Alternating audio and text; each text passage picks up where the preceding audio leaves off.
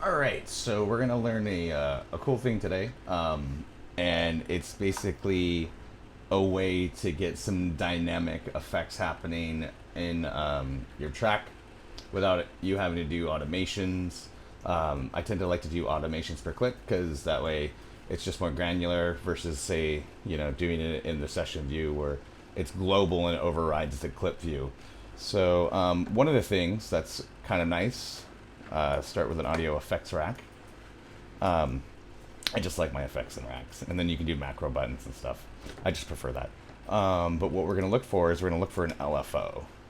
And the LFO is going to be in the Max for Live section, and this should come stock with Ableton and Ableton Suite. If not, just go to the Ableton website and get it. But it comes with it, and if not, I think it might be, if at worst case, in the Ableton Max for Live Essentials packs.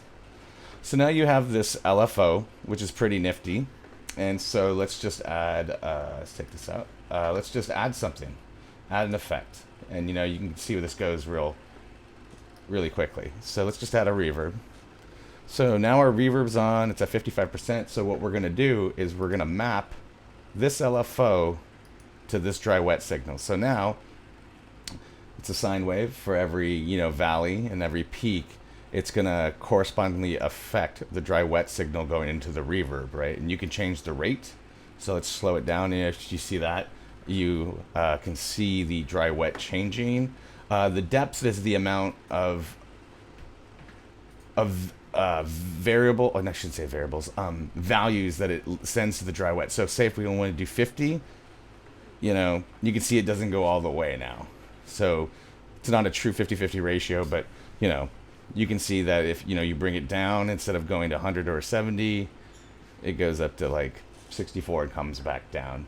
Now you can also change, let's make this a little faster so it's easier to see. You can change the waveform here, so it'll affect the way the values come out. So if it's just square, it's just an instant on and off, as you can see. And another really nice thing with one LFO, you can actually, if you click right here, you can map different other variables to it. So we mapped reflect on, click that to close it, and so now it's just on or off. But if we change our wave to, let's say, a triangle, you'll see that they turn up.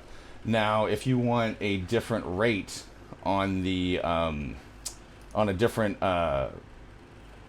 parameter, you have to use a different LFO. You can change how much the LFO is going to it. So right here, if I change it to 31, it only goes up a lot, but it still goes up at the same rate that the LFO goes up. It's just a percentage of it is being given into the reflect for its values.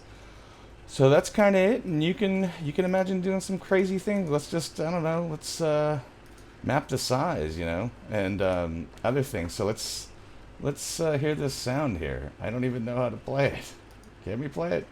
How do you play it? Nobody knows. But well, I'll figure it out a different time. But that's enough, and that's the LFO.